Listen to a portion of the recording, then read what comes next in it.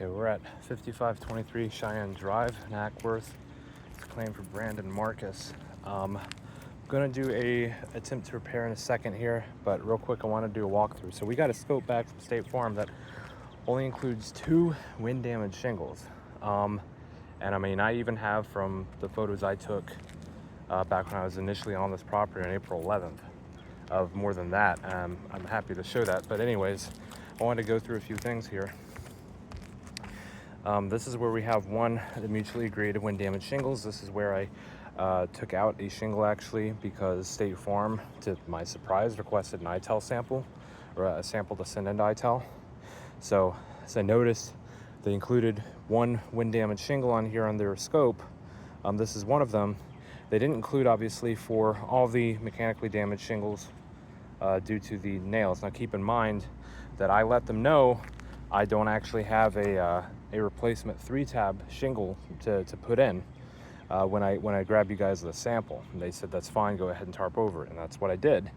But this is an ITEL that was requested by State Farm, and so any damage that occurred due to the tarping does need to be covered. So moving on, they seem very locally focused, but here we have another. I believe this is the other shingle that was marked by the State Farm adjusters. Keep in mind, I wasn't walking around with the 2 adjusters that were here because I was busy doing this tarp, busy taking the shingle out, and doing it carefully, doing it properly does take a while.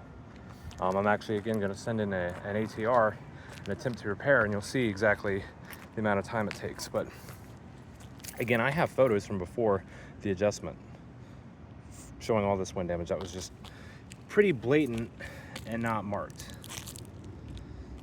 So we have 5 wind damage shingles on the back, possibly more, and 12 that were mechanically damaged due to the tarping. No collateral, according to the report. I have storm reports showing at least 1.5 hail, if not bigger, in this area. I didn't even mark that one.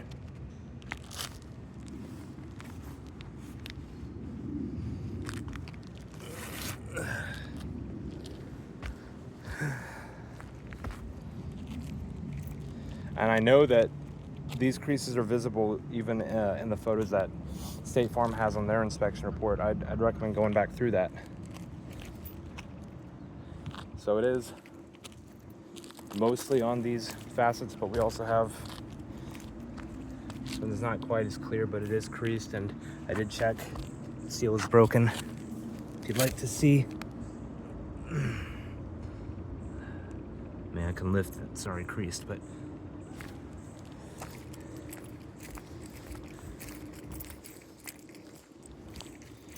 and this one is a little bit iffy, but it does seem to be creased, but there is mat transfer. This one's kind of iffy. I wasn't sure if I was going to call it, but either way, a good bit of damage that was not acknowledged. I have testimonial of other people in this neighborhood that were here during the storm that can attest to the hail they saw. You know, with any kind of hail, you're seeing 90% hailstones that are, you know, pea-sized or smaller, but it is the occasional larger hailstone that causes functional damage. And this is some softer hail that we were looking at. It's not really going to cause major collateral on gutters, siding, depending on the siding type, but construction grade 3-tab, I mean, it will absolutely damage these. So I didn't mark it yet, but can actually still see some of the chalk marks from way back when.